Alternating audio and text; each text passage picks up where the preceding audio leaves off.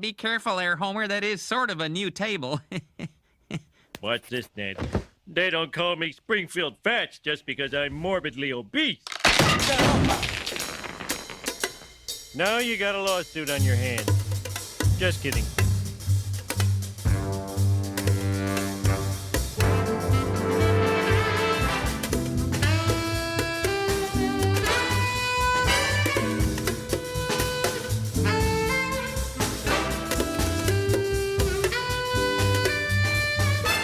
All right, here we go, baby. The Hustler. What's this movie about? It's about the hustle. It's about the grind. It's about the money mindset. It's about working 24/7, 365. You know what I mean? Yeah. Do you understand what I mean by that? It reminds me of... There's 365 days in a year. Do you know what I it mean? feels like a real Benny business philosophy. This is a Benny Business movie. That's why Benny Business came in today. Oh, okay. Just to talk to you and just to mention his favorite movie of all time, The Hustler. A movie that's about focus and discipline and hustling and grinding until you win. Yeah. This movie is about winning. What about Hustle and Flow? Hustle and flow, same mentality. Hustlers with, as you said, Cardi B, Right. amongst others. Yeah. The same mentality, hustling, grinding. This movie is all about winning. Or now this is Benny. This is regular Benny. May I offer an alternative take that this movie is in fact about losing? And welcome to the Loser Podcast, the franchisees, where every week we lose a little bit more of our souls. I think you should soundtrack this with the song. Do you remember "I'm a Hustler" by I think it was Cassidy?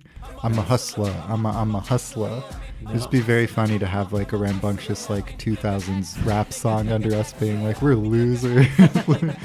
Everything sucks. Every day I'm hustling. Oh, that one too. Oh, well, that's going in here somewhere. No, it's shuffling. Every day I'm shuffling. It's shuffling every day. Oh, yeah. Party Rock is in there. Yeah. My favorite we were both uncle-nephew team. Yeah. There's something wrong about that. Two guys in the Migos.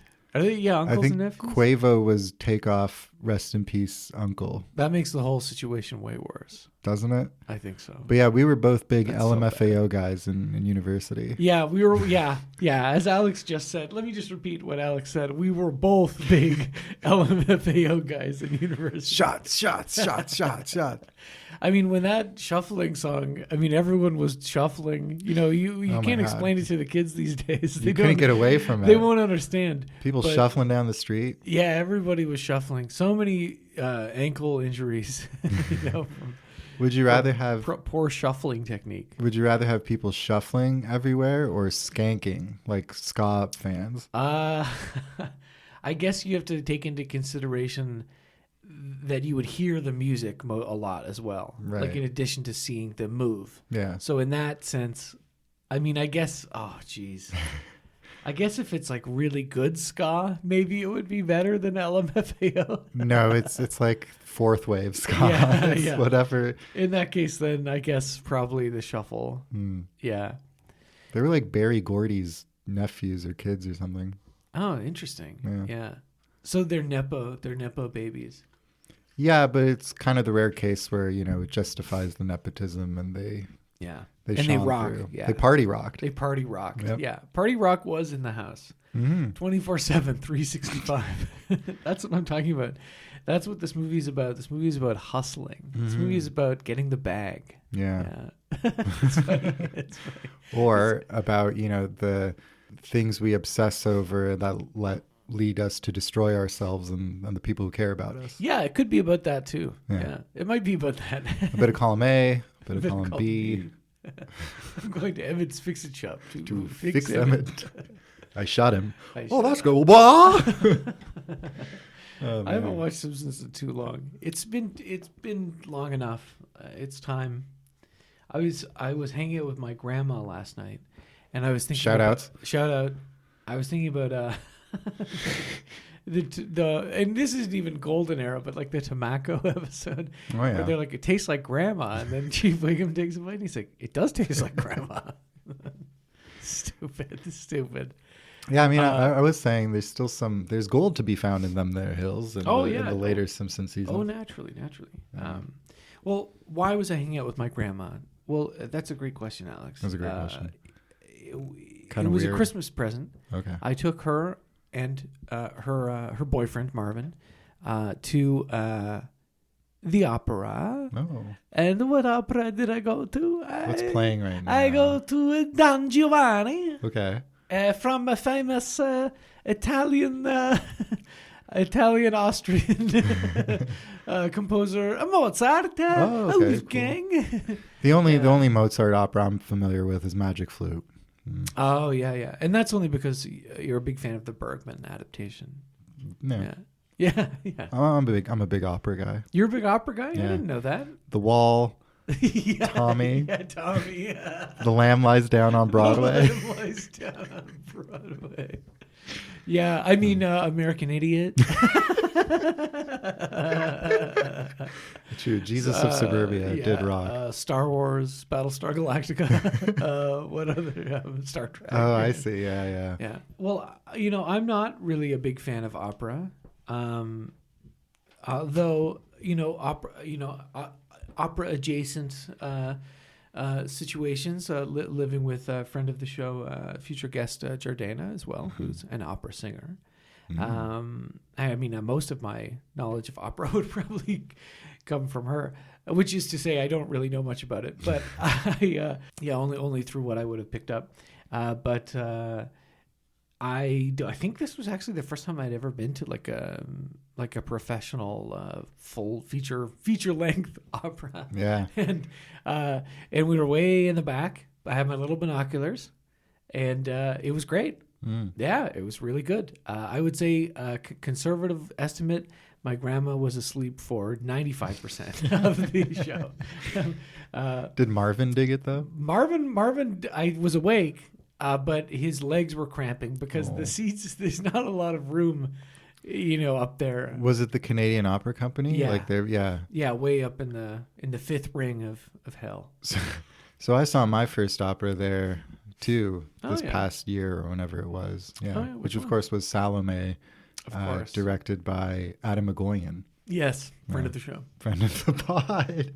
Yeah. Come on, Adam. I saw him at TIFF one. I mean, he's around all the time. Yeah, right? Well, the next time I see him, I'll ask him. Yeah, that'd be great. We might be more likely to get his son Arshil on.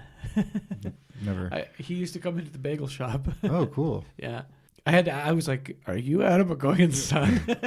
Yes, I am. Yes. Nice guy, nice fellow. Cool. I think he's making his own short films now.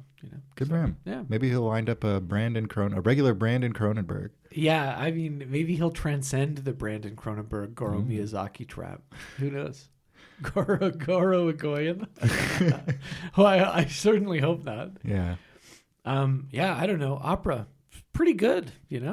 Are you going to become a member? It's been around a lot. No, I don't have that kind of money. not right now. These are the cheap seats, but they're honestly, if it's like whatever, it's like $65 for a seat. Yeah. It's a world class show they put on there. Culture yourself a bit. Yeah. Do you know anything about Don Giovanni? No, I don't. He's the original Sex Pest, Alex.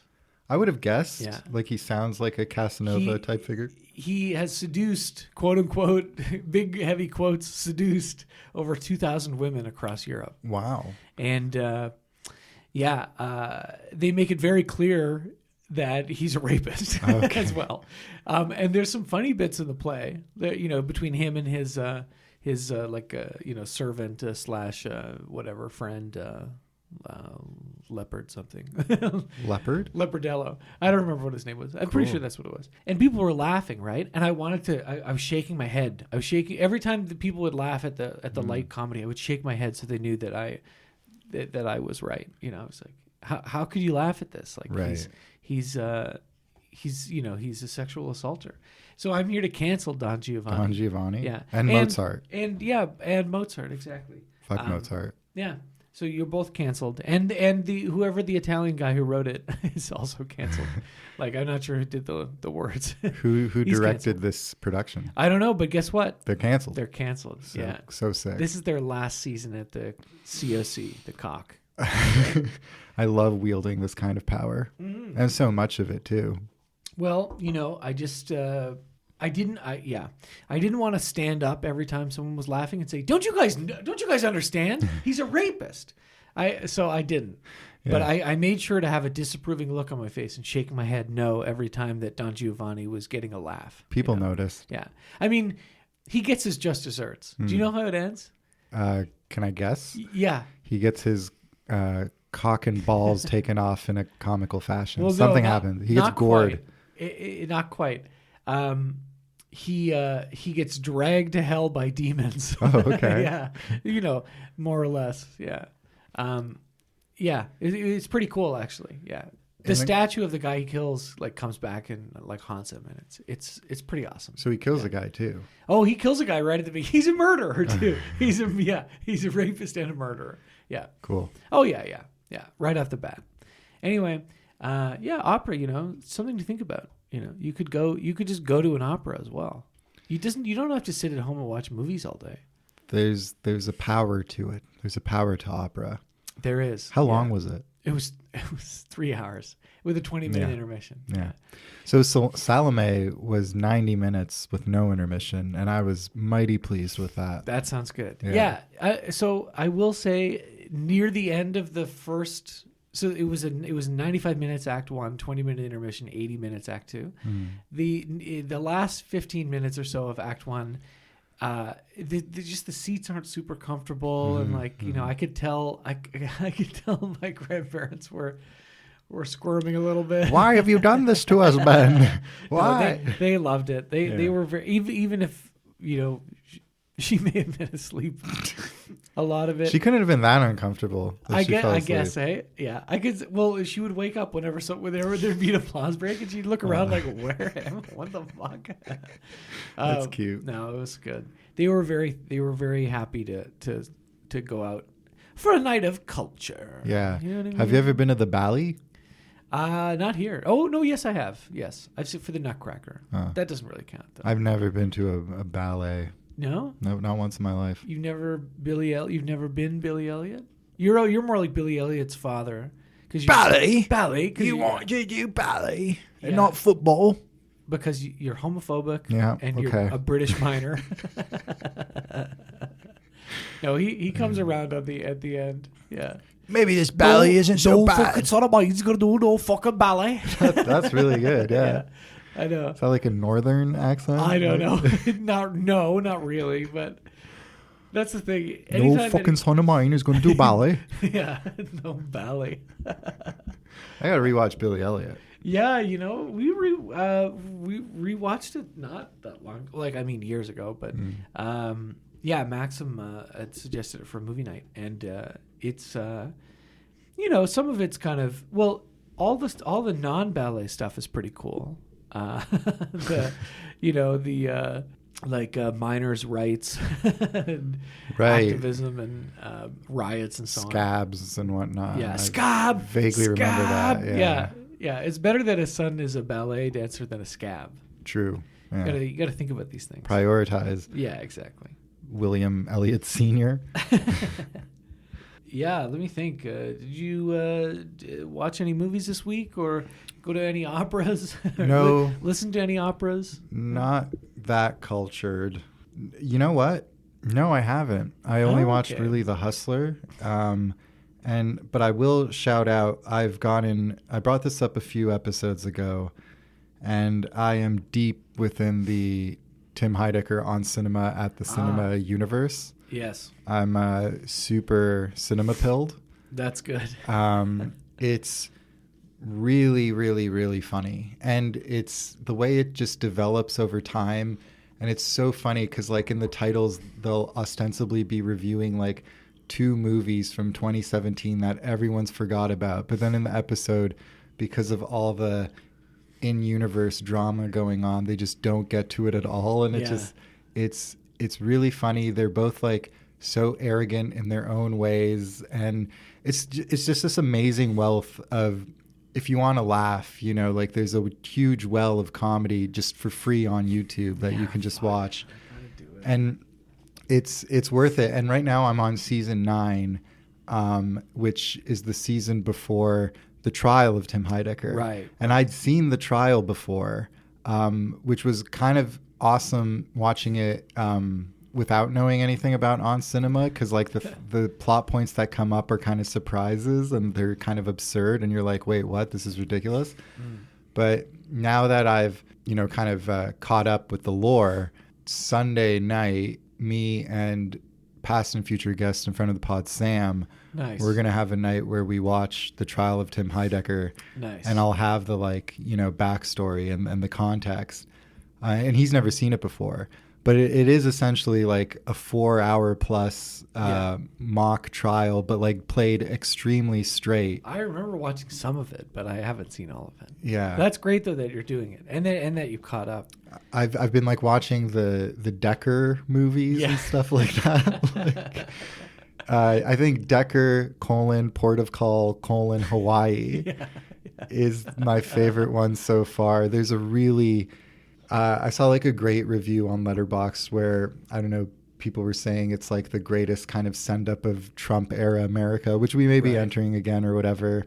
All right. Yeah, can't wait. And there's a scene where he waterboards someone through an American flag, and it's presented like super heroically and patriotically, and there's like a hard rock song playing. Yeah.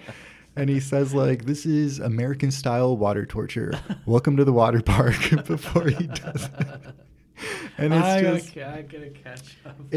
And you know, it's because they're bite-sized episodes. They're like 10 minutes long tops usually, and there's like hundreds of episodes on YouTube for free. I know it may seem daunting, but they go down super easy. Like, what else am I doing? You know, that was kind of my thing. Yeah, just like, yeah. I'm gonna get through that. Not in time to join you on Sunday. Sure, yeah. Of course, on Sunday, I'll be working. But if I weren't, you know, and I had 4 hours to fill, you know, of course I would fill it with Showa again, a work of art, like a piece of cinema. You know, like a 3 or 4 hour masterpiece, something canonical. Celine and Julie go boating, or maybe.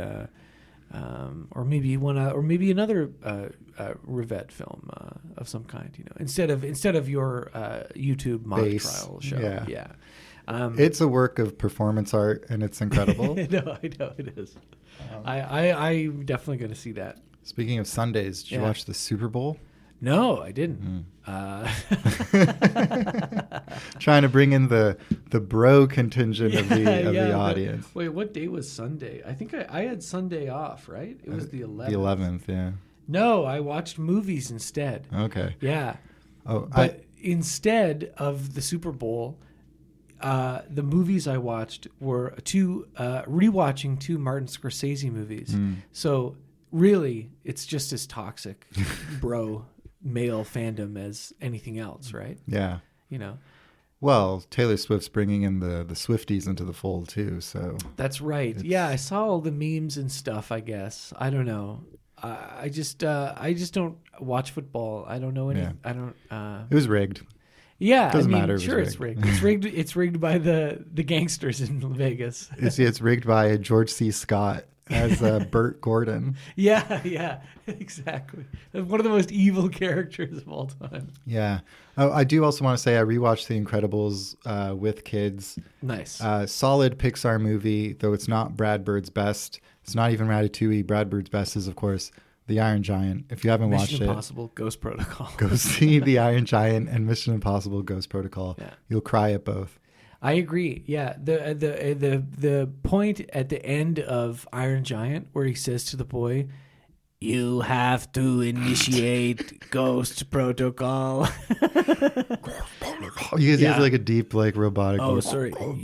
You have to initiate Ghost Protocol. The boy's name is Hogarth. Oh, right, Hogarth. The idea of Hogarth Well, no, initiating the Ghost Protocol. recently departed Tom Wilkinson.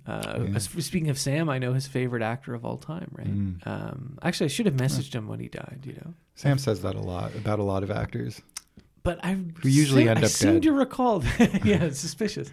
I seem to recall in the Pitch Better Have My Movie podcast that he would R.I.P. that he would suggest Tom Wilkinson as a backup actor. that was a good bit. Yeah. Yeah. Well, anyway, sorry, Sam. I'm sorry he died. But he will always be remembered as the president in Mission Impossible Ghost Protocol who says, we have to initiate Ghost Protocol. He's the one who says it. Oh, he's the one who says it? That's Yeah. so sick. I know. Yeah. But yeah, I just thought I'd bring up The Incredibles to kind of try to, bring in a new audience, like make it more family friendly, Yeah, children, talk about kids and maybe just families. Like, families could gather around, listen to the franchisees like they did for... The old-timey radio shows? Yeah. So with that, I'm going to throw it over to you. And what did you watch?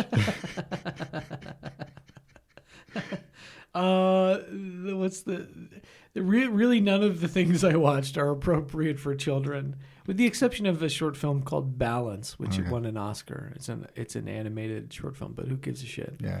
You know what I want to hear about. I know what you want to hear about, and we'll get to that. Very quickly, I'll say I saw The Mirror Has Two Faces, completing the Barbra Streisand filmography, directorial filmography. Yes, partly because Blank Check is doing it, also because I had a really good time watching Yentl and Prince of Tides. Has she only directed 3? Yentl, Prince of Tides, The Mirror Has Two Faces. Do you want to give us a quick tier list? Fuck. It's 3 movies. Well, I mean, it's easy. I would say chronologically, it would go Yentl, The Prince of Tides, The Mirror Has Two Faces. What do you mean, like all Like S, A, and B? Oh, tier. Oh, right. No, I was gonna go. I was gonna give an actual 1, 2, 3 ranking. Yeah, that's my 1, 2, 3. I think Yentl is probably her best achievement as a director. And then Prince of Tides and Mirror Has Two Faces, I like kind of on the same level for very different reasons. Anyway, I don't know. Like, I'm sure there's all sorts of people who would hate this movie, but I thought it was really charming. I don't know. I like Babs, I guess. Let's see, and then I watched some junk. The General's Daughter, just disgusting junk. Just disgusting, awful movie. John Frankenheimer's Prophecy about a mutant bear that attacks people. Not his finest hour. It's no The Manchurian Candidate, I would say. Now that's a picture. That's a picture. But here's the one Alex wants me to talk about. Mm-hmm. It's listed under its, I suppose, probably correct title, Secret Garden, on Letterboxd, but it's more well known under a much more alarming title, Lolita Vibrator Torture. Isn't The Secret Garden like a children's book? Yes. This is Secret Garden. No, Sure. So it's different. Sure. Lolita Vibrator Torture. Yeah, so it's a pinku film, right? A genre I'm not particularly familiar with, but I'm interested in watching because sometimes you want to watch something that's kind of reprehensible. Oh yeah. And to see if there's any art in there, and in this case, I would say absolutely. It's Hisayasu Sato. I don't know if I'm saying that right, but. One of Splatter Naked Blood is one of his famous movies, and this one as well. And it's about a guy who kidnaps women and tortures them with a vibrator, and so to speak. So I mean. Not false advertising. No, very much what the title. And then he gives them some sort of poison that makes them cough up blood, and he takes pictures of them while they're dying. And so his apartment is decorated all with like the pictures of them dying. And I gotta say, like, it kind of looks like my apartment with the movie posters. Where there's like too much stuff on the walls. Yeah. Sure. No violent murder. Just like clutter. I like your posters. Yeah, thank you, but it can be overwhelming. But was the funny Elliot Gould one? Oh yeah, Move. Yeah. Hey, listeners, if any of you know of a place to find the Elliot Gould movie Move, the poster is him trapped nearly naked and shivering in a Coke bottle, And the tagline says, "It's pure gold." I have not been able to find this movie anywhere. I don't think there's a DVD. I can't find it online. I don't know. Maybe I need to look again. Yeah. Move. That's what it's called. I could go for a cool glass of Gould, but Diet Gould. Waiter, there's a Elliot Gould in my Coke bottle. What does he appear to be doing? The backstroke. Yeah. That old joke.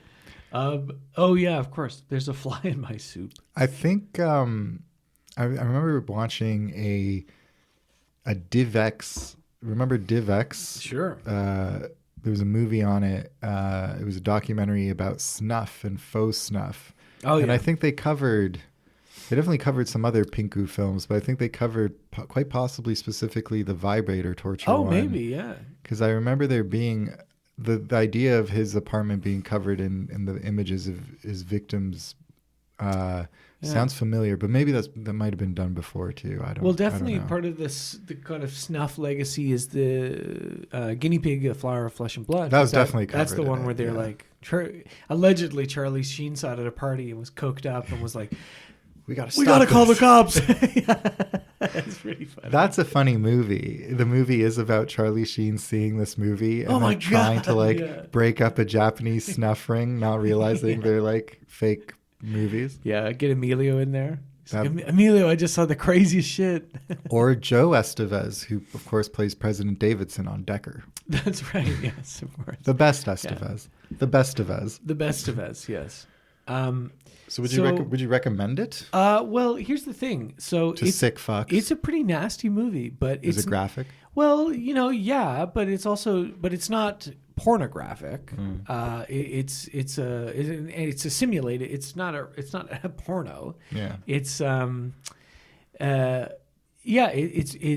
found it to be quite unsettling, as you could imagine.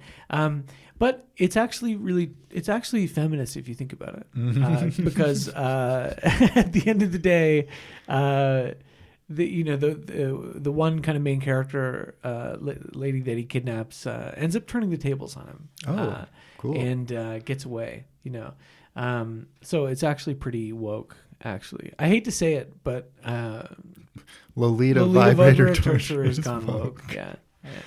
When I saw you watched it, I had such a laugh at the Letterboxd page. I looked it up on Wikipedia and somehow got linked to another Pinku film, which also had a hilarious title called, I think it was like Forced Masturbation, Infinite Pleasure or something like that. The titles are great. And then I read on the Wikipedia page that movie actually had no continuous masturbation in it. Like the title was just like a total red herring or just completely off. Well, I think things are lost in translation as well. Like Secret Garden, it makes more sense for this movie than Lolita Vibrator Torture, which I'm sure is some sort of English bastardization of something or other. Yeah. Who knows? One of them is Zoom In, Sex Apartments. That's a great title. That title, I think about that title all the time. Zoom In, Sex Apartments. Zoom In, Sex Apartments. I think it's probably, anyway, whatever. That's really good. Okay. So from that disreputable movie to a movie made by a disreputable person. Okay. Roman Polanski's Frantic. I hadn't seen it before. It's a Harrison Ford in Paris, and I like movies where Harrison Ford is like, "I didn't kill my wife," or where he's like, "Where's my wife? There's a few Get away of from my those. wife." Yeah, there's lots. Yeah, There's a lot of Get Harrison off my Ford and his plane. wife. He's grumpy. He's a grumpy guy. When was it made? This is 1988, I believe. Oh wow. Yeah. Anyway, I hadn't seen it before, and just kind of casually watching it. I think it's okay. It's not one of his best movies, but sometimes the only motivation to really watch something is to explain a Simpsons joke or or for example, in this case, a Bare Naked Ladies lyric in 1 week, right? When he says, like Harrison Ford, "I'm frantic." Do you remember that? Oh, yeah. I never understood like that Sting, until I'm right tantric. now. That's what like Harrison Ford, "I'm frantic." Like Sting, "I'm tantric." Gross. Gross. Yeah, that's disgusting. I don't want to think about Sting. Or that disgusting bare naked ladies guy having sex. The cokey one. All of them. Disgusting. They're so Filthy good. habit. I would never do drugs. We're going to talk about cocaine next week. We are big supporters of DARE. Yeah, that's right. To resist drugs and violence. That's cruel that they lump those two together. Because Yeah. everyone wants to resist violence. Yeah, no. But drugs are fun. Uh, You know what I mean? yeah. Like Kurosawa, I make mad films. Okay, I don't make films, but if I did, they'd have a samurai. That's the full lyric. It's been Terrible. Part of our heritage. It's been. Yes, man. It's been. Then that was Super Bowl. I watched The Departed, The Wolf of Wall Street. Turns out they're very good. They hold up. I hadn't seen them in a long time. We'll talk about that next week. Yeah. On Valentine's Day, I watched a little romantic film called Love Affair from 1939. Again, so I am not kidding when I say a lot of my viewing habits are picked because to inform other things. Like I got to watch this before this, and to watch this, then I can watch this, and blah blah blah blah blah. And a lot of times it's unnecessary, but in this case, I think it made sense. Where I'm going through that They Shoot Pictures list, and one of the movies on there is Leo McCarey's An Affair to Remember, with Cary Grant and Deborah Kerr, which I've never seen. It's a very romantic movie, and is in fact a remake of the same director's 1939 movie Love Affair. So I wanted to watch that first. Oh, interesting. And this, both of those, right, are then that story is somewhat adapted into Sleepless in Seattle. No. Mm-hmm. The romantic comedy. Yeah. So yeah, I mean, these are, I think An Affair to Remember is maybe a little bit less funny. But Love Affair is funny because Irene Dunn is really funny. But where they meet on a cruise ship and then they agree. Okay, they're both engaged to other people. And they agree if they still feel the same way about each other in 6 months, they'll meet at the top of the Empire State Building, Okay. which at the time was the largest building in the world. And now they'd be meeting on the frickin' Burj Burj Khalifa. with frickin' Ghost Protocol over there. Where their trying, affair would be exposed and would be sentenced to a public lashing. Quite possibly, unfortunately, yeah. And then Who's That Knocking at My Door? The only Scorsese fiction feature I had yet to see. There you go. He's done it. I've done it. They said I couldn't. They said it Mad couldn't son be of done. a bitch has done it. They said it couldn't be done, and I showed them. And we'll talk about that next week as well. Yeah. On a special Scorsese bonus episode. I heard it was pronounced Scorsese. I don't think so. Okay. I don't think so. And then The Hustler. Let's talk about this movie. What Let's do you do think? it. Yeah. Let's talk about it. Yeah, because you had never seen it before, right? I'd never seen it before. I saw it almost 10 years ago. 'Cause I'm reaching the point in Letterboxd where, 2014, I think is the first year I had kept. I think I had it a little bit before that, but I may have deleted things. I don't remember. But some reviews from 2014 or logs are accurate. And now we're approaching 10 years of that, which is really tripping me out. I can't believe I watched this movie 10 years ago. Yeah. It was one of those movies for me where, growing up an only child, and on the weekend nights where I wasn't going to a sleepover or, didn't have anything to do, which is a lot of them, I'd be at home and Loser. watch movies on TV. It was a great selection. You had the History Channel. They always showed good movies. Space had the weird stuff. Showcase, if you maybe wanted to catch a whiff of tit. Yeah, it's just a whiff. Yeah. And the TVO, of course, had Saturday Night at the Movies, where they'd show a couple classics. And I feel like this was a movie that maybe I watched Interesting. during a block like that or something. But also maybe just because it was so many elements of it are pretty iconic, or were lampooned in The Simpsons or in other aspects of popular Springfield culture. Fats just because I'm morbidly obese. So I don't know. It felt very familiar to me. So it's always weird watching a movie that you feel super familiar with, although you're not familiar with it at all. Right. But it just kind of comes to you. And it was 1961, right? Yeah. So it was an interesting kind of time, because it's it's got that feel of those earlier movies, the black and white kind of 40s and 50s movies, but like they're kind of pushing the medium a bit with like faster cuts and some dynamic staging and stuff like that. Yeah, and I would say also, more kind of modern like approach to like character psychologies as well. Totally. Which is interesting that it's 1961 because a lot of the movies, studio movies that are that I guess you would maybe say are on the cusp of new Hollywood movies, like in the late 60s, early 70s, but wouldn't necessarily count. This feels more akin to those movies. It was an interesting watch for me, you know. It does feel like it's a movie stuck between two eras in like the best possible way.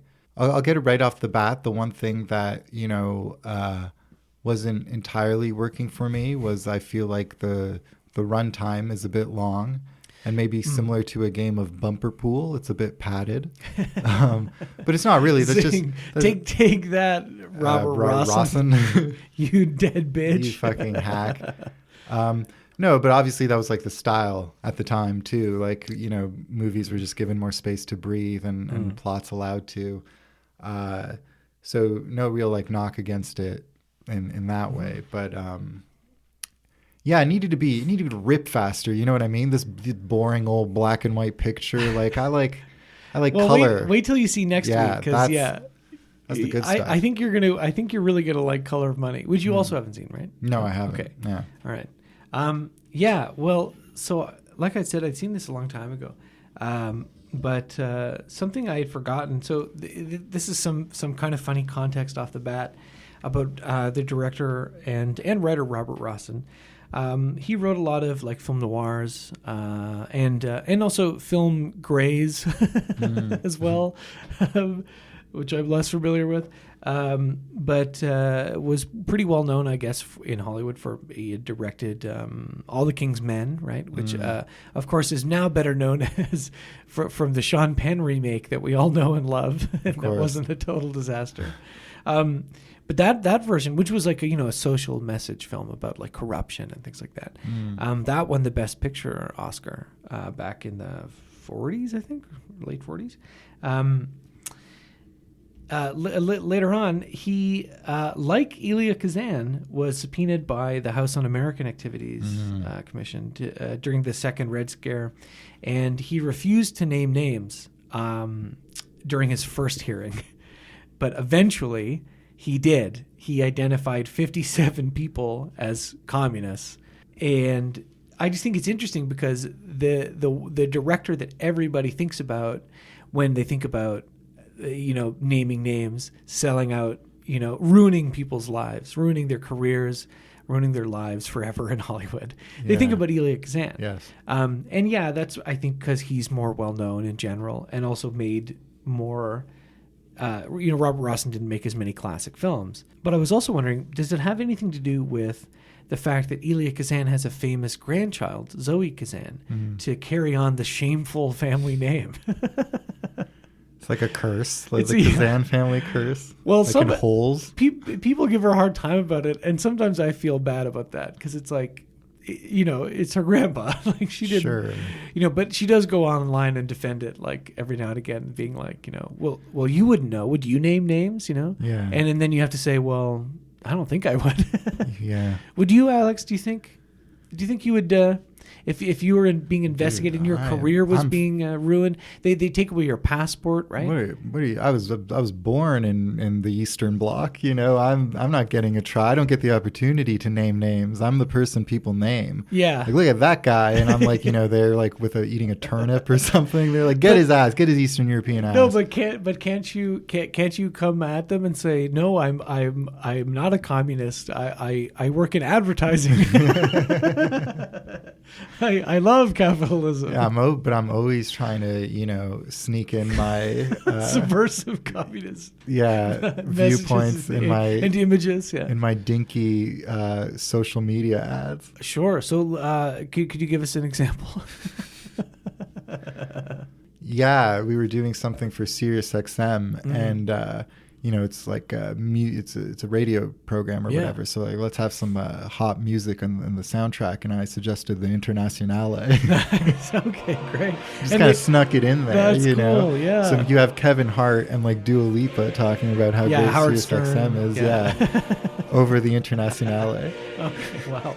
Well, keep your eyes out for that ad. And if anyone's thinking of naming any names, his name is Alex. No, I'm just kidding. Alex from the franchisees. Alex, last name franchisees.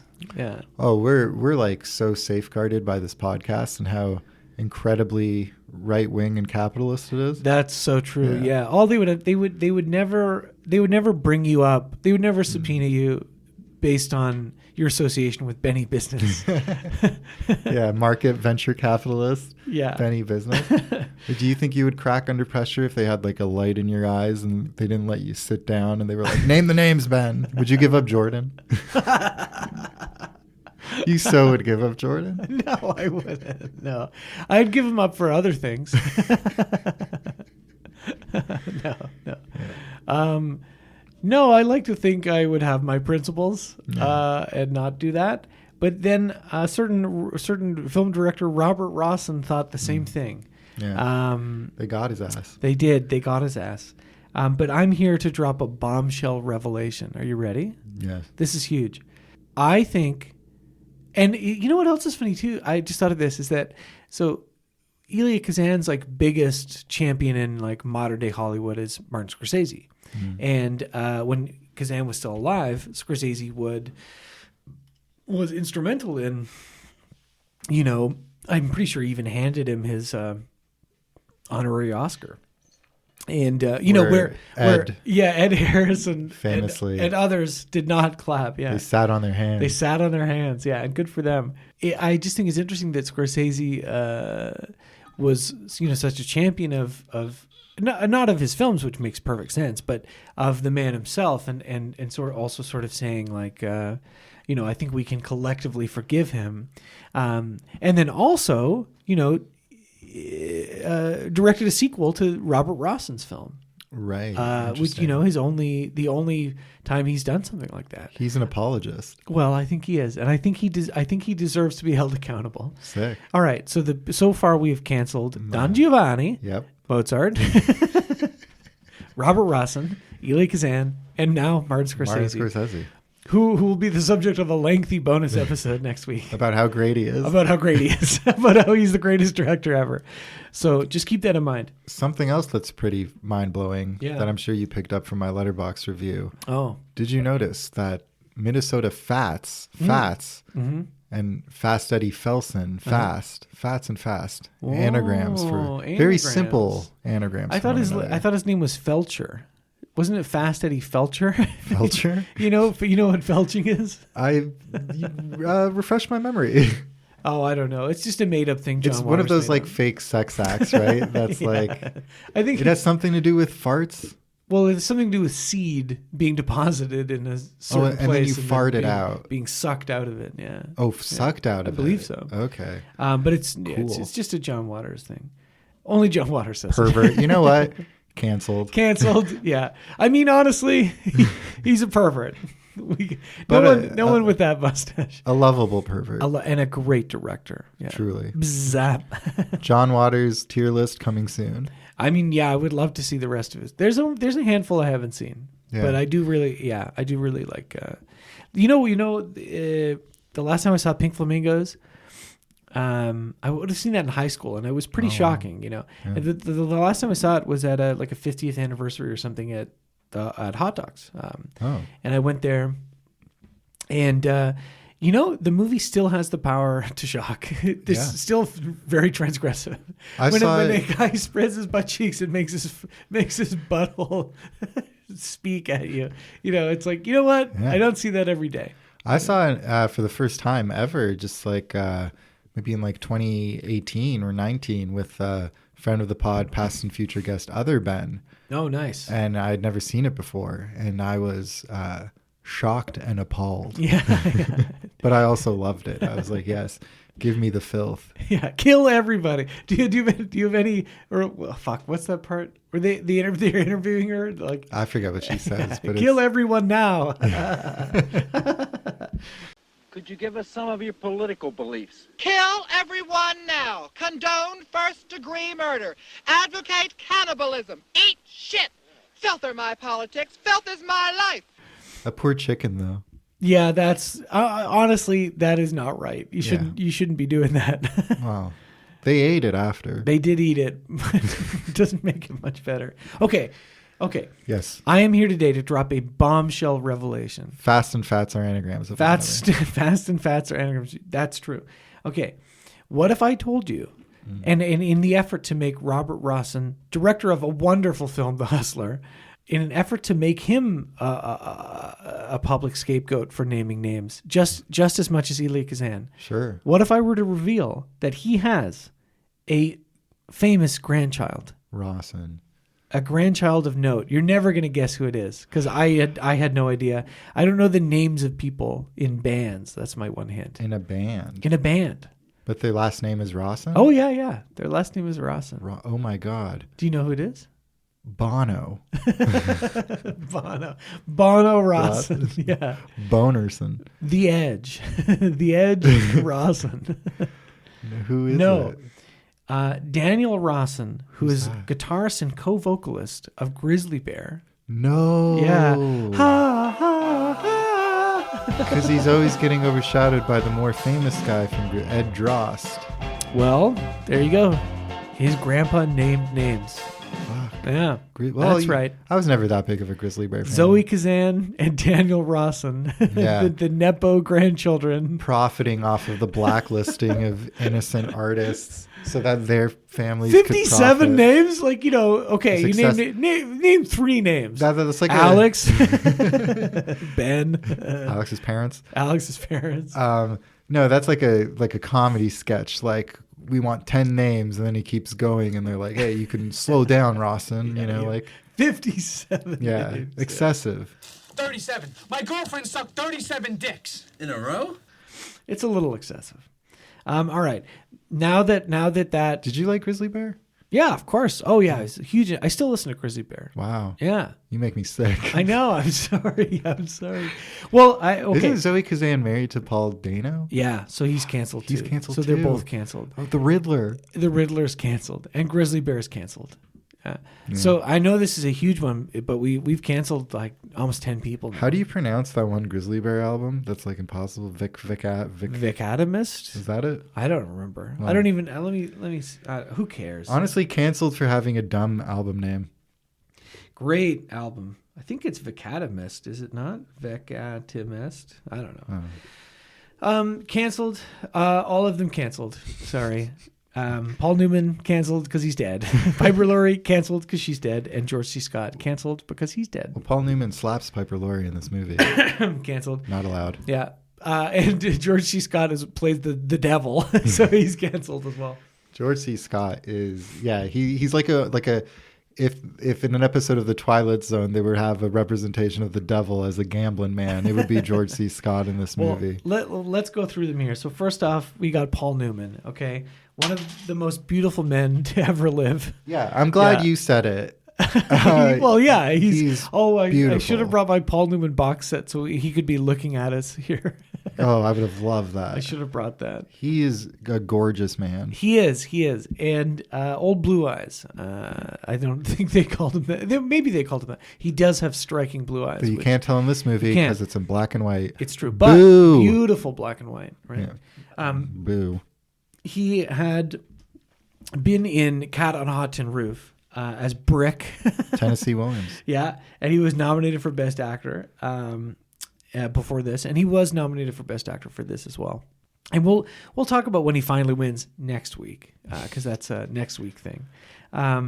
But speaking of Simpsons references, because they do a Cat on a Hot Tin Roof, and they do an overall Tennessee Williams parody where they have Cat on a Hot Tin Roof and Streetcar Named Desire, Streetcar Named Desire, in one of Mr. Smithers' fantasies, right? Right. Where he's like, he's in the cast, right? That's the Brick character who's gay in the play, but in the movie it's very lightly, they had to hint at it, I guess, a bit more. Yeah. But he's drinking and this woman's like, it's that awful Mr. Mr. Burns, Burns, isn't it? You leave his name out of your mouth, whatever he says, right? Yeah. I don't know. And then Mr. Burns is outside Stella. Yeah. Smithers. I know. Yeah, I just want to watch The Simpsons. I know. One of these days we'll just crush transition into all a of it. full Oh, Simpsons show. Yeah. Do that. So I think he is really good in this movie. There's just this like, and we'll see this next week when Tom Cruise is in this role, right? Mm-hmm. Like, but and actually how similar of a vibe they have, but just this kind of carefree smile, but then also his, how dangerous it is, and how dangerous like this sport is for him specifically. It reminded me of me losing money playing poker, where you're just like, I'm on a roll. I can't be stopped. Yeah. So the movie is about Paul Newman as Fast Eddie Felson, and he starts the movie with like a handler. Charlie. Charlie. And they show up in this town, and he takes on a notorious pool hall cat, Minnesota Fats, played by Jackie Gleason. Yeah, who's also great. Jackie Gleason, who was famously Ralph Cramden on The Honeymooners. And I'm sorry, I know we keep doing this, but we're going to have to cancel Ralph Cramden and therefore Jackie Gleason, because of course his famous joke is one of these days Alice, pow, straight to the moon, right? He was constantly threatening preathletic violence, holding it over her. Yeah. As his predecessors, Homer Simpson, Peter Griffin, and so on, would also do in their own way. Shameful. It is shameful. Nominated for an Oscar for this as well. Yeah, but very, very good, and so very like against type, right? Known primarily for comedy, right? Would have been, was in America's living rooms like for years before this, and to see him, I think it's probably lost on us now. Just how like jarring it would, yeah, exactly, and he's also just it's a perfect like 2-scene kind of supporting actor role, right? Because he doesn't really have a lot of dialogue. He's a huge presence, like physically heavy presence, but he lingers over the rest of the film. Totally. And and he does all his own shots, which is cool. That is cool. Yeah, because they make sure to shoot them all wide so you can see he can do it. Yeah. Well, that was one thing that surprised me about the movie.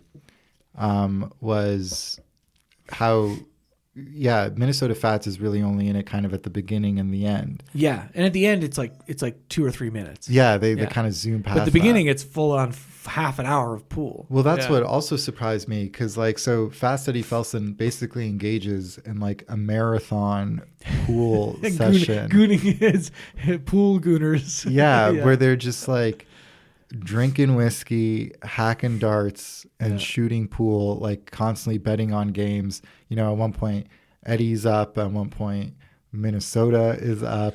Yeah. And they just keep trading back and forth for. I think at one point Charlie's like, Eddie, it's been 25 hours. Yeah, like they're refreshing themselves in the bathroom.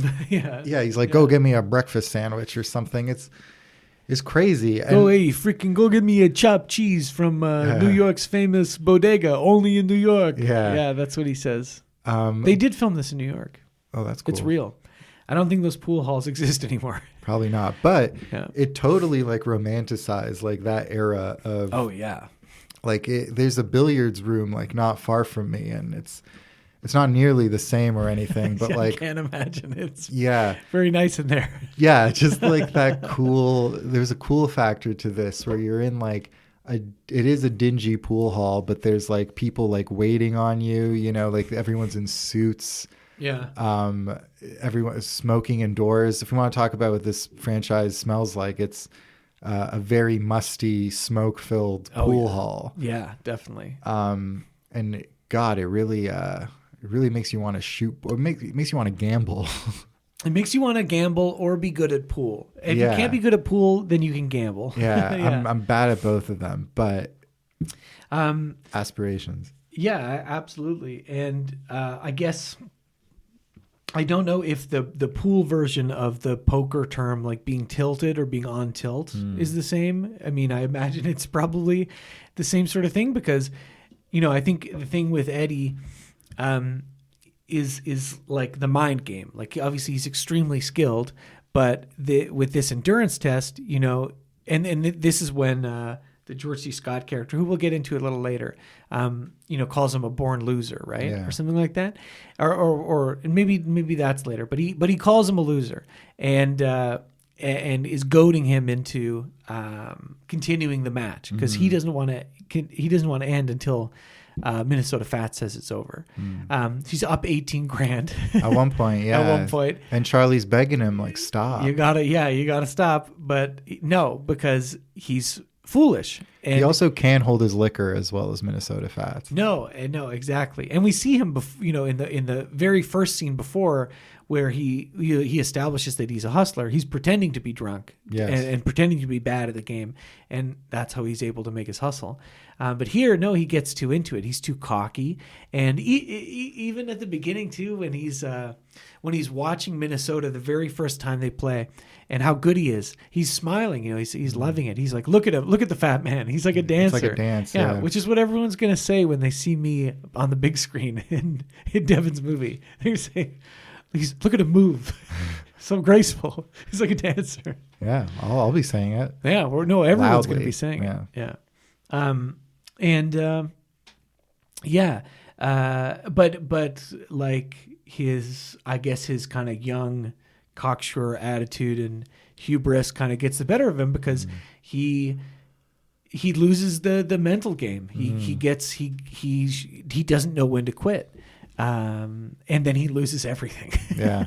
Well, the idea of shooting pool for 25 hours straight and just like constantly drinking and smoking, it like just the thought of it makes me kind of want to throw up, Yeah. Those days are behind us, when we would play, when we were both on the Queen's pool team. Yeah, no, it's I'd do the same, but with Smash Bros. Go into the tourney halls and just post up. Mean with smashing? You know what I'm talking about? No, I mean Smash Bros. Oh, okay, sorry. I mean, the video game with Captain Falcon. Oh, right, of course, yeah. Yeah, that'd be fun. The Hustler, but with video games. That was like we could very easily do. I mean, or with lines, the Tetris movie. Oh, great idea. No, very much so. Some of the ways that the cocky young like Smash Bros up and comers. This is for Jordan specifically. This sidebar. A movie. Well, and this template is perfect for anything like that. Where and then especially in Color of Money as well, where he comes back and he becomes the mentor, right? But this idea of like the up and comer who's like cocky and gets his ass handed to him time and again, is a great structure for any sport, whether it's. I mean, I would say pool is as much of a sport as Smash Bros. Is. Yeah, oh yeah, sure. Which is to say, not much. Yeah. But yeah, that opening scene where they are like kind of grifting those people in the bar where he's pretending to stink at pool and he's too drunk.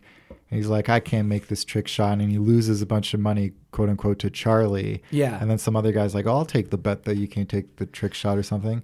Like even that like is like iconic. And you've seen that before, where that's like the classic hustle scene where someone's trying to finesse someone out of, trying to shark someone essentially. Yeah, exactly.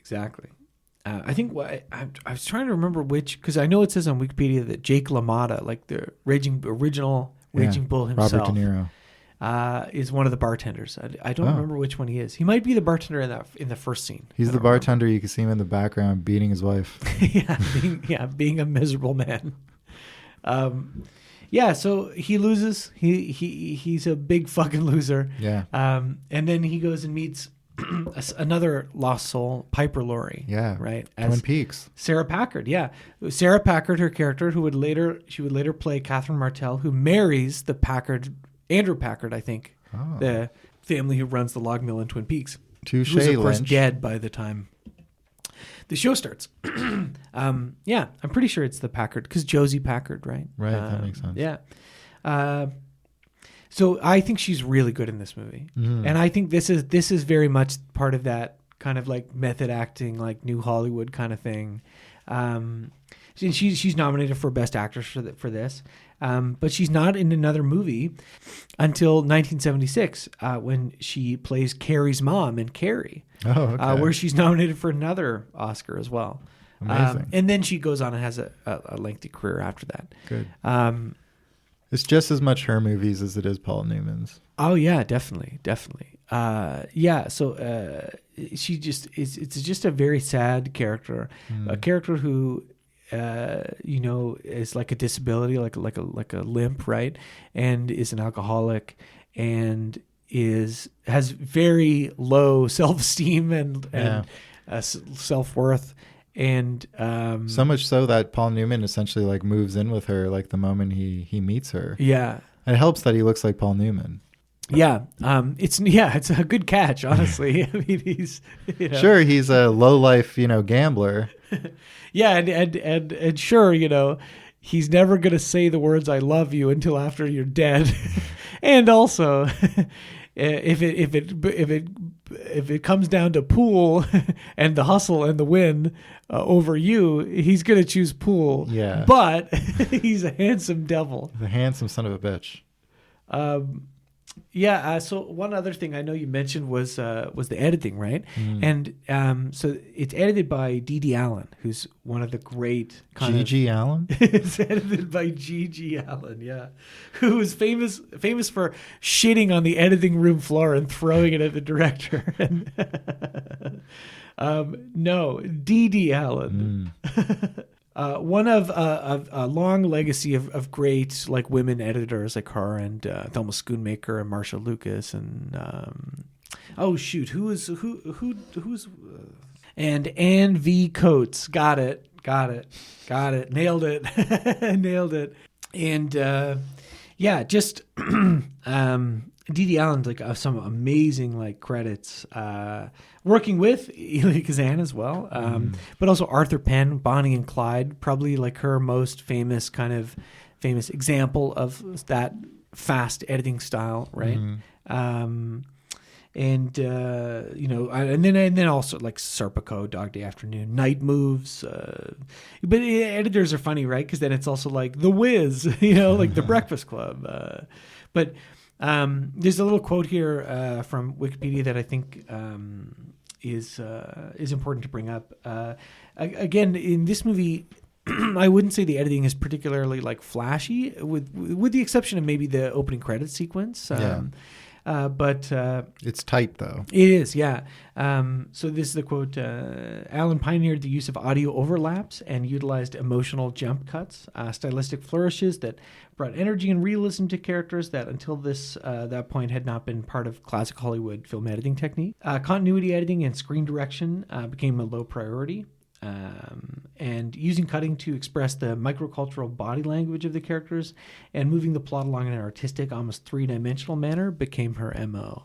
Cool. And I think, and whatever, that's like a corny quote or whatever, but I think that's very accurate. I think Bonnie and Clyde is a much more famous example of this and a much more like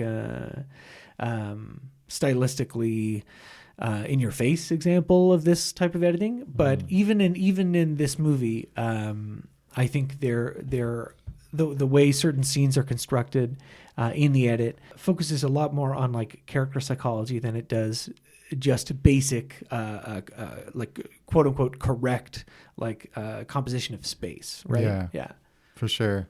A good chunk of this movie in the middle portion isn't really about shooting pool or kind of hustling. It is about like their dynamic, and again, the pool games of Minnesota Fats are just they bookend the piece. But really the middle part is about this it's this emotional kind of turmoil that they're going through. Him being addicted to, as you said, losing. It really is more a movie about losing than anything else. And her internal landscape of having a low self-esteem and like what she's willing to put up with and what she eventually is not. Right. And feeling like a loser. Yeah. Being put in her big like gamble, right, is on him because she falls in love with him and puts her entire emotional stake on Eddie. Yeah. And is treated like shit, Yeah. right? And he doesn't realize it until it's too late. Yeah.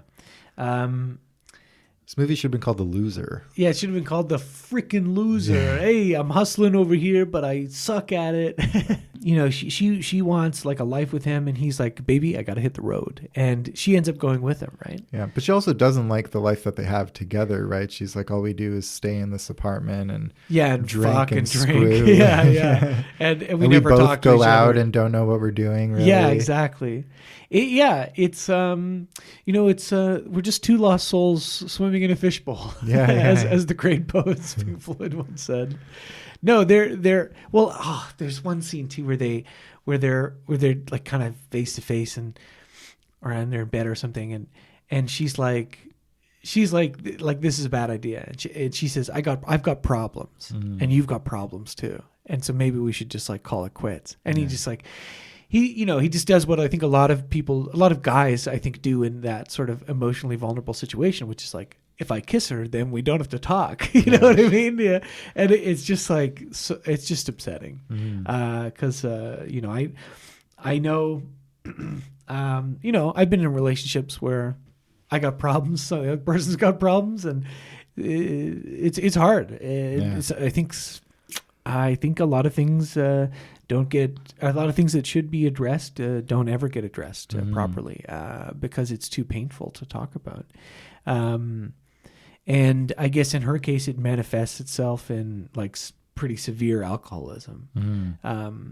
Which I think is treated very seriously in this film and also done very well. Like I think in a lot of films, it can be a little over the top or maudlin or whatever. For 1961 especially. Yeah. Well, she genuinely looks wasted. And it's not like silly. It's like, oh my God, like this person needs help. Yeah. Like this person is like drinking all day alone. Yeah. And like just flopped out on the bed all the time. Yeah. Fuck. She's so good in this movie. She's great. Yeah.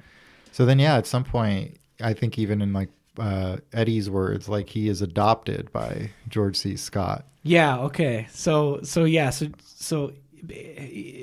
think basically, after the Minnesota Fats loss, he's like, well, he tells Charlie to hit the road. Yeah. He says, fuck off. Yeah. And also smaller role, but shout outs to the person who plays Charlie, because he's really good too. Yeah, he is. He really looks like a crumpled up kind of paper bag. Yeah, and he's pleading his case. He's like, I'm the only person who actually cares about your well-being over just like making money or something like that. Like if I'm not like staking you anymore, if I'm not giving you more money to like gamble on pool games, it's because I care about you. But he tells him to hit the road. So Big Daddy Burt Gordon, George C. Scott kind of swoops in and is like, you're gonna play pool for me now, kid. Yeah, so Eddie attempts to go hustle at another bar, but the people there, they're wise on him, right? They know who he is. They know he's a hustler, and they work for Burt, right? So after he wins all their money, they break his thumbs in a pretty upsetting scene. Yeah. Because at first they pin him behind there, and you're like, "What are they doing to him?" They break his thumbs, which makes sense. And so then he really has no choice but to go with Burt, right?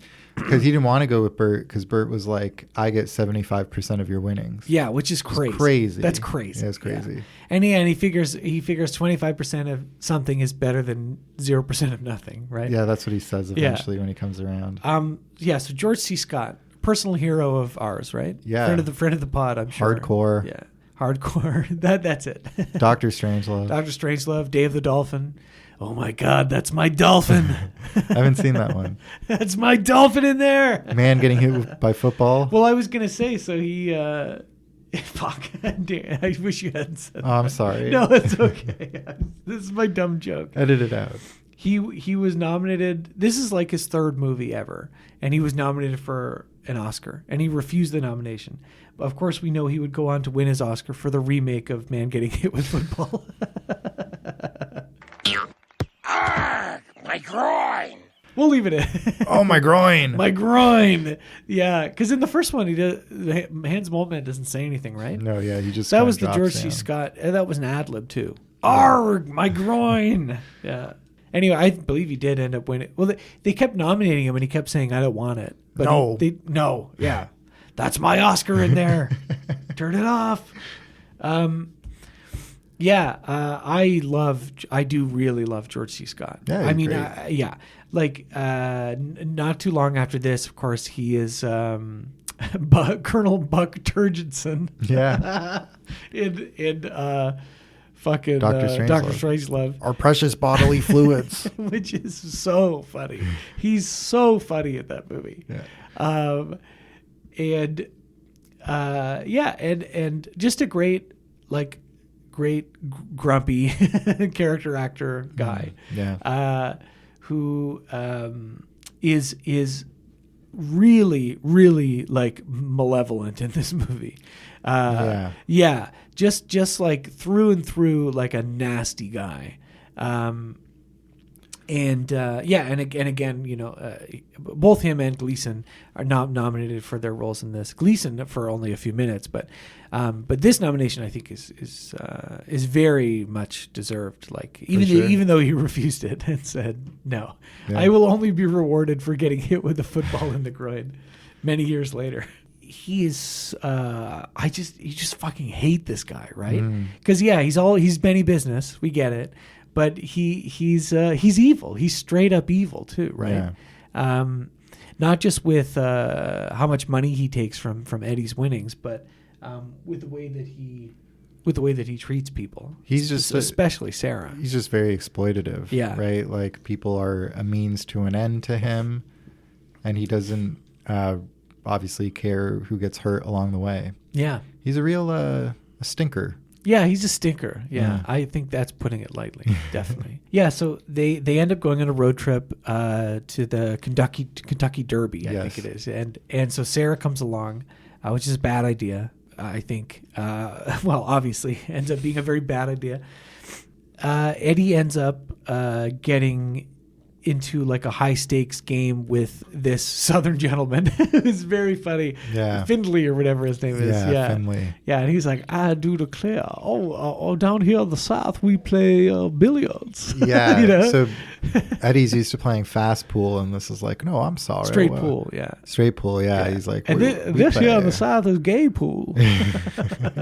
AKA billiards. Well, he said like, billiards, and you know something you have to like hit the rails or something for it's a different type of it's a whole different game. Also straight pool, very different from the 8-ball pool that like we are more familiar with, you know what I mean? Like the straight pool used to be played a lot, but then like 8-ball pool with the solids and the stripes kind of overtook it in popularity. Right.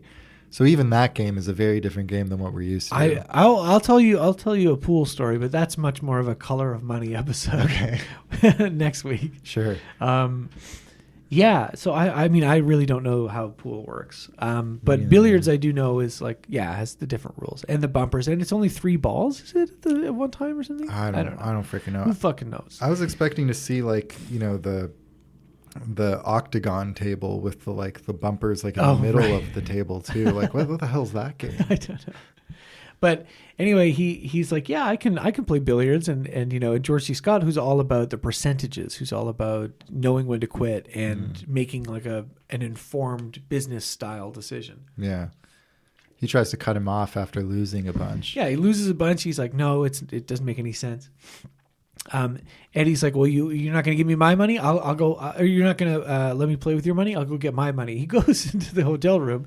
Oh, well, sorry. We should have mentioned before, just before this, Sarah's getting drunk at the bar at a party, and Eddie is with his pool friends, and Bert, George C. Scott, is there, kind of watching her, kind of preying on her a little bit and noticing, how drunk she is. He goes up to her, and you can't hear it over the music. He whispers something into her ear, and I'm sure it's the filthiest fucking shit. I actually think I remember hearing Piper Laurie say, and this is I don't know if this is true. This is like IMDb quotes, IMDb fun facts level. It might not be accurate, but that he actually really did say something heinous to her, to get that reaction, which, I don't know, whatever. Yeah. You don't have to do that. But that scene is so good because you know this guy is no good. You know he's like a bad guy. But the way that scene is staged, it kind of made me sick, because you just know what he's saying to her is like, he's propositioning her or something like that. Sure. Yeah. But you just know that it's something really awful. Vietnam was a mistake. Pee is stored in the balls. Yeah. No, you know it's something really heinous, right? Yeah. And she freaks out and throws her drink at him, and Let me rizz up your gat. Yeah, that's what he says. Yeah. Hey, no, he says what Jay says. Let me find out. What? Doesn't Jay and Bob say that to some lady? Like, hey, girl, let me find out. Like, doesn't he say that? That's really funny. It's so stupid. It's Yeah. almost wholesome. Yeah. Anyway, no, he whispers the silent Bob chasing Amy speech in her ear very quickly. And I was chasing Amy, so to speak. So to speak. Anyway, no, he was like, Cop Out is Kevin Smith's best movie. And she throws the drink at him, you monster. Yeah. Eddie takes her up, puts her to sleep, right? Then they go to this the Southern Dandies place. Finley. And anyway, when he's down bad, he's like, I'm going to go, you want to let me play? I'll go get my own money. He goes back to the hotel room. She's passed it on the bed. He steals money from her purse. Yeah. It's probably the lowest point. And she, is half aware of what's happening. He comes back, whatever they're losing. She shows up and is basically just telling him just stop, just like, why can't we be happy together? Yeah. And I think she calls him and their whole orbit and this whole sport and everything perverted, twisted, crippled, right? Yeah, something like that. And rightly so. Rightly so, yeah. And he gets angry, and sends her off. And George C. Scott takes notice of this and thinks that, okay, well, we can use this anger now, and gets him back in the bet. And he ends up winning. He wins a bunch, 12 grand. Yeah. So his take is 3,000, which is enough to challenge Minnesota Fats again. Right. But of course, he goes back to the hotel to find out that. Well, he wants to walk back. This also bothers me so much. He's just like, I'll just walk back, to clear his head or whatever.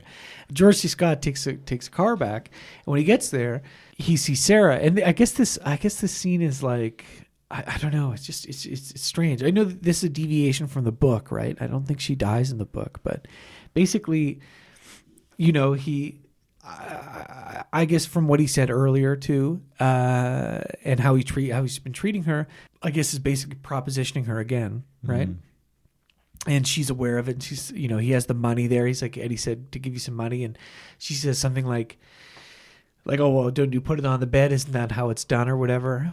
And he walks off into his. He picks her up and kisses her, and she's walks back to his room, and then she ends up going in there and I guess sleeping with him, right?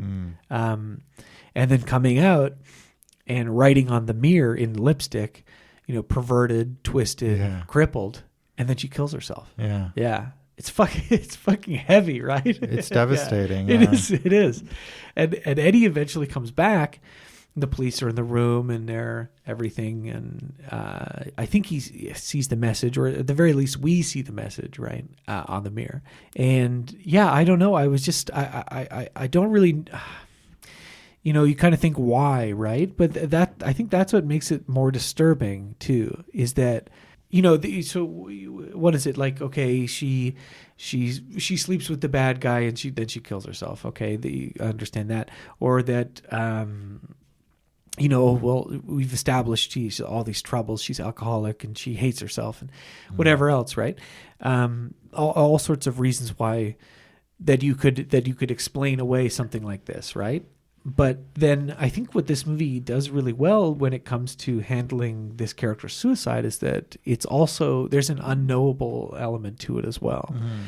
That I think, you can't just explain away why someone makes that decision so easily all the time. Sometimes you might be able to, but a lot of the times it's not something that you can ever understand, right? Yeah, again, it's that kind of like inner world that I think they do a good job of kind of like, establishing that she does have this like deep and incredibly sorrow-filled inner world. You know what I mean? Like when we first see her, she's like at a cafe at a bus station or something, right? And she says like her bus is late or something like that. But she's not going. She's not waiting for a bus or anything. She's not going anywhere. Yeah. They do. You can tell that this is a person who's, I don't know, even before Paul Newman strolled into her life, like has been like dealing with it for way too long. Yeah, who's like kind of fundamentally like broken. Yeah. It's. I remember the first time I saw this, it made me really upset. Yeah. And this time also, and I think it sets up the ending very well. This is basically, this is more or less the emotional climax of the movie, I guess. Yeah. But and if you could complain about one thing, maybe it's okay. Well, I understand that the kind of narratives around like a tragedy or violence, self-inflicted or otherwise, perpetrated on a woman that then changes the main male character's kind of viewpoint and whatever. But I think this is I think this is an example of that actually makes some emotional sense, right? And completes Eddie's kind of arc in a really interesting way, where he has the money to go beat Minnesota, but now he has the mental clarity to do it as well, because he knows he can't do this anymore. Like this is the last thing this is his last game, and then that's it basically. Even before at the end when Bert says you'd never walk into a pool hall again, I feel like he's already made that decision for himself. Yeah, because he realizes that. Yeah, that what he lost to do so is to lose his soul, which he's basically already lost, right? Yeah. So yeah, he does take the $3,000, and then he goes and wipes the floor with Minnesota Fats. This is the everyday I'm hustling moment montage. Where he kicks his ass. Yeah. And we don't even see it because we spent all that time. We know how they play. We know they're good. It's just him going boom, boom, boom, and it's done. And then Fats taps out. Yeah, because he does know when to quit. And dickhead Bert Gordon is like, give me 50% or whatever. Yeah. And Paul Newman just like kind of tells him off. And there's a great moment that I really liked where he was like, you can have your goons like take me out back and like beat me and like break my thumbs and all this stuff. But like they better kill me, because if they don't, I will come back here and I will murder you. Yeah. He says, I will kill you. And what does he call him? Like empty or something? Or he has some other insult as well. Like, or he's dead inside. That's something what he says. Like he says, that, he says, you're dead inside. Yeah. Yeah. Right. And he's like, I will come back and I will kill you, which is awesome. It is. And Bert, whatever, I think again, hedging his bets, right? I think understands, okay, I've lost this one. And he says like, well, you'll never show your face in a professional pool hall again or whatever. And, I think the decision has already been made by Eddie, because I think he knows that he can't do that, right? Until 40 years later at The Color of Money. Yeah, I think he gets the personal satisfaction of beating Minnesota Fats, which is what he was kind of gunning for at the beginning of the movie. Yeah. But he's paid such a awful, terrible cost for it. And he's responsible in part for someone's death. Yeah. Yeah. Right. And like, chasing your white whale for that, like to that extreme, when you do finally catch it, it's probably reality shattering. Like, you know, probably wakes you up to like, oh my God, my life has been like an empty pursuit. And I am alone. Yeah. Because he is at the end of the movie. He is absolutely. But then there's that last little nice moment too, where he looks at Minnesota Fats and they look at, and he looks back and he's like, you shoot a good game of pool, fat man. And he's like, you do too, you know, skinny man. And game recognized game. Game recognized game. Yeah. Because, and you know, and I think that's the last word, right? Yeah. Because, I like that a lot because it's, you know, as much as Bert is kind of the whatever master of reality here, like controlling everybody, you know, ultimately his skill of manipulating people is not anything worthy of praise, right? It's these two men who are like at the top of their game, giving each other that nod of approval. Yeah. Bert doesn't have that. He doesn't have any. He doesn't. He is really a dead inside guy. Yeah. He's an exploiter and a manipulator. And like he doesn't have any discernible talents himself. He just bankrolls the people who do have talent, and he's a piece of shit. Yeah. Like as low as Eddie Felson might be in that moment, like Bert's a million times lower. You know what I mean? Definitely. And I think that is, you know, echoed by the final shot where, you know, the credits start to roll. So Eddie leaves. Minnesota Fats gets his coat on and leaves. The credits start to roll, and then there's a freeze frame, and it's just Bert in the center of the frame, kind of alone, looking down, like he's lost. And then a bunch of miserable guys in the pool hall who are just the miserable pool guys out there. And, you know, the other two have walked out of the, you know, have moved on. You know, not to say Minnesota Fats won't be back or whatever, but, you know, I don't think he's really lost anything that day, despite losing a lot of money. Yeah. Like he's still Minnesota Fats. They still have souls, you know, which is you've thrown out the term soulless before, and I think it is like, you know, they're betting their humanity and stuff. And Paul Newman, Minnesota Fats, they still have some. Yeah. Burt Gordon does not. No. Decidedly. No. Good movie, right? Yeah, yeah. What do you think? It was nice to watch something good for a change.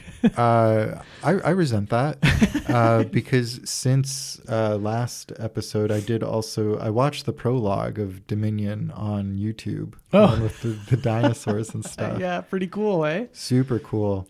I got this cute photo of my cat in front of the T-Rex dying or something, and like she's my little dinosaur. Oh yeah, nice. Yeah, I can't believe dinosaurs are cats now. Fucking wild. One last technical thing about The Hustler I wanted to bring up is the cinematographer Eugene Schuften, I think is how you would say his name. Or Schuften. Fuck, I don't know. Every day I'm Schuften. Yeah, exactly. He worked on some of like Fritz Lang's silent epics, including Metropolis. He worked on Abel Gantz's Napoleon and many other films before coming to Hollywood. And it developed the Schuften process, a special effects setup using mirrors to insert actors into miniature sets, which is kind of like the proto like traveling matte blue screen kind of effect, right? And also won an Oscar for this. So I mean, so this was a huge hit, like awards hit, critics hit. You know, one of those movies that I, at least from some of the contemporary reviews I had read, seemed to be like considered at the time to be like a modern classic. You know, so and is still beloved today. You know. Yeah, it was on AFI's list of the 10 best sports films or something. Yeah, it would be kind of funny. Sports. Yeah, like. Pool is not a sport, okay? No, sure it is. Like ping pong is a sport. Sure. Ping pong is more high intensity than pool. Balls of Fury was also on that list. Yes, it was. And Forrest Gump. But specifically only the ping pong section. Yeah, the ping pong section. Where he goes to China to be ping pong. We got to do Forrest Gump one of these days. Oh, we'll get there. We'll get there. How many fucking balls are used in pool? Let's say 15. Yeah. How How many Sure. pool balls out of 15? Actually, 16, including the cue ball. All right, out of 16. Would you give this movie? Geez, let me see here. I can start. I'll give it 14. I'm pretty sure that shakes out to roughly how I feel about the movie.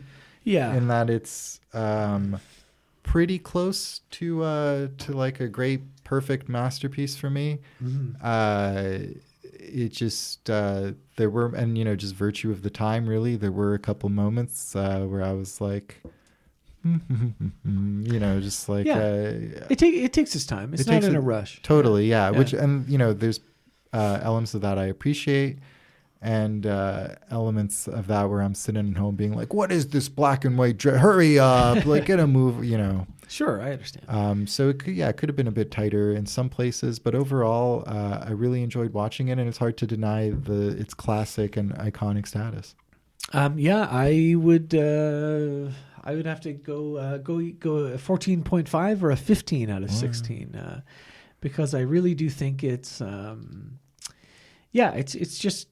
just a great example of kind of like Hollywood studio production of the late 50s, early 60s, where they make an extremely well crafted movie that is also for adults and has like actual thematic concerns and is not afraid to get dark, yeah, and not afraid to maybe challenge the audience a little bit, not in terms of understanding what's going on, but in terms of like emotions, in a way that we don't get anymore.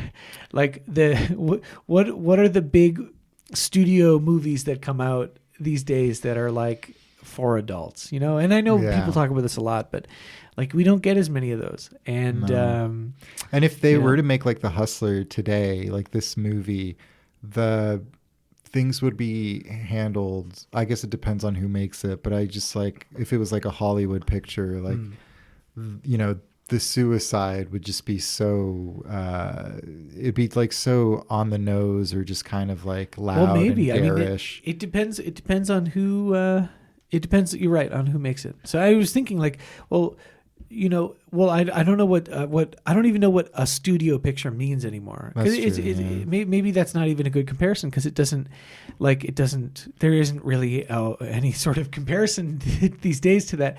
Like I was thinking Killers of the Flower Moon by Martin Scorsese, who directed the sequel to this film.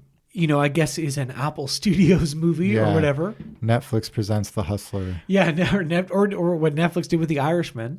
Right. So whoever it is that's bankrolling these types of movies, like there's always going to be an audience for something that is like for adults and like makes you think and makes you feel uncomfortable and is not merely shaking keys in front of your face like a baby, like the superhero stuff or whatever, right? And so it's just it's nice to watch an old movie that you're like, this feels very modern in the way that it is. Sure, yeah. In the complexity of its emotions. It does not feel. Sure, there are things that feel old about it, but it does not feel stodgy. It does not feel. Ham-fisted. No, it's very. It feels. I think the emotional core of a movie like this is something that is extremely relatable today to anybody who's lived even half a life half as interesting as Fast Eddie Felsen or whoever, right? You don't have to be down and out to enjoy something like this. Yeah, King of the Smash Bros circuit. Yeah, you don't need to be the hustler of the Smash Bros circuit to be able to relate to something like this. You just need to be a human being. Oh my God! You know what I'm trying to say? What's preventing you from giving it a full 16 balls out of 16 balls? Nothing really. I don't know. So give it 16 balls. See what I care. Give it 18 balls. I remember you once called 4.5 stars the Cowards 5. So I've been giving out a lot of Cowards 5s. Well, the star ratings are stupid. They don't mean anything. I disagree. They're stupid. They're subjective. No, it's silly. It they're doesn't matter. important. However, when I give, if you follow me on Letterboxd at Ben_Turnbull, which you can do, Or the Wizza. The WZA. or the franchisees at the franchisees on X? Twitter, X, and Instagram, IG. and the franchiseespod@gmail.com if you want to email us. And TikTok. We're not on TikTok Not yet, but baby, We'll but be one of these dancing. days, We're going to yeah. be dancing on Yeah. the talk. When Colonel Nico of the Fail Army decides to make a TikTok. Yes, sir. Corporal Nico, parting for duty. Fuck.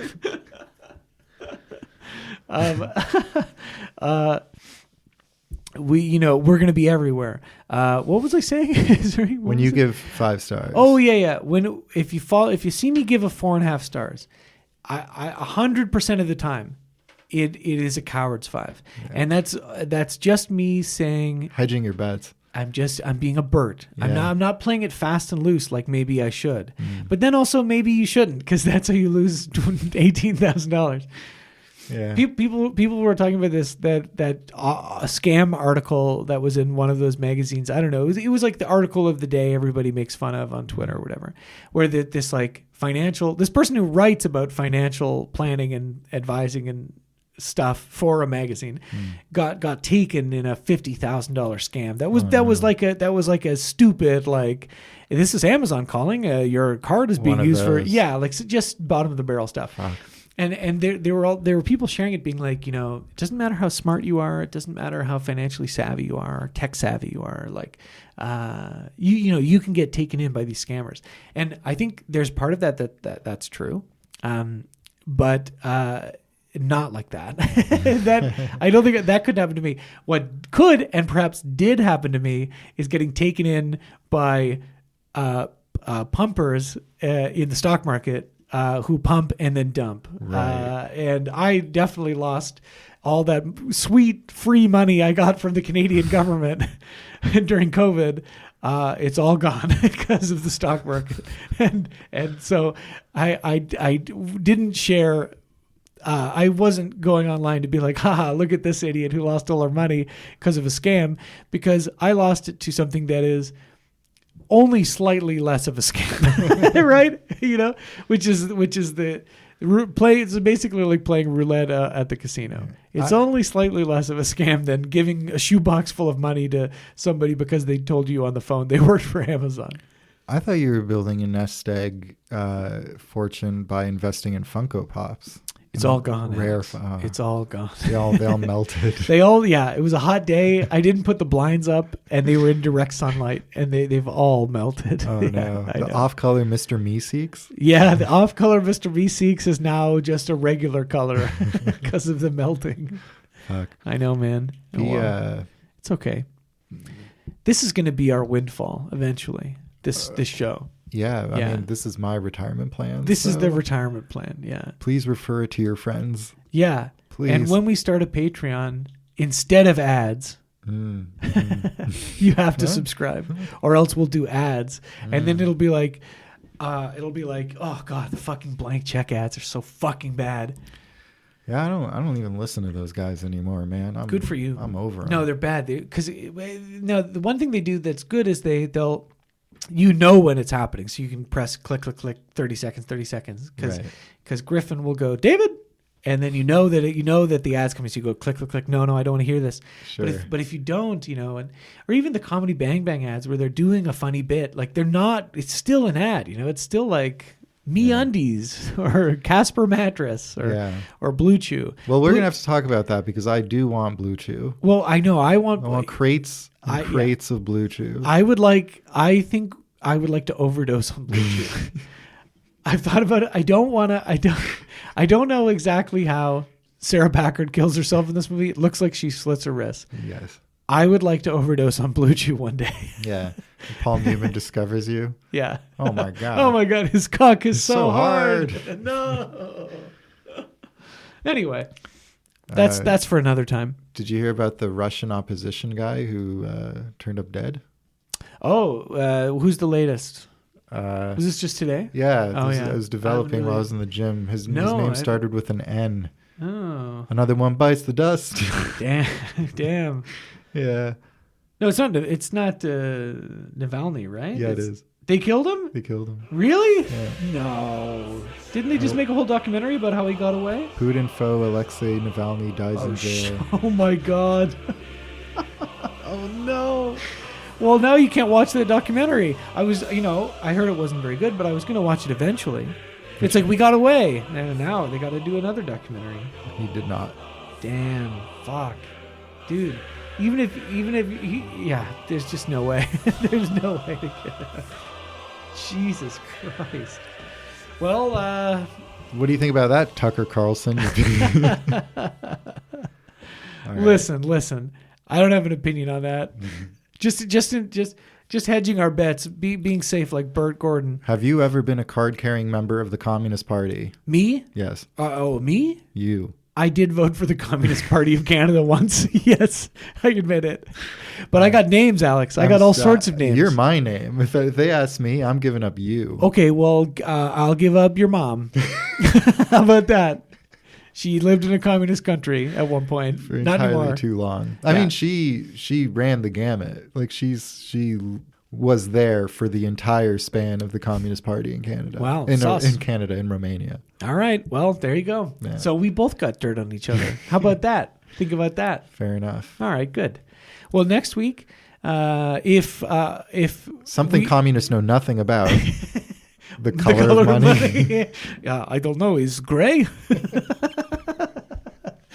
You ask me a stupid question. Color of money. Color of money is, I don't know, puce. Anyway. One time I saw money in the museum. Like they don't actually have any money. Terrible. Sorry. Terrible. I don't know why I'm snorting like a pig, like a capitalist pig here in Canada, where I go to my cushy job. Yeah. Yeah, answering phones at a hotel. At the White Lotus. At the White Lotus. The White Lotus Pierce. At the worst White Lotus. Yeah, the White Lotus Toronto Pearson Airport Hotel. Yeah. Anyway, okay. Join us next week to find out what is color of money. The answer may surprise you. Every day I'm hustling, hustling, hustling, hustling, hustling, hustling, hustling, hustling, hustling, hustling, hustling.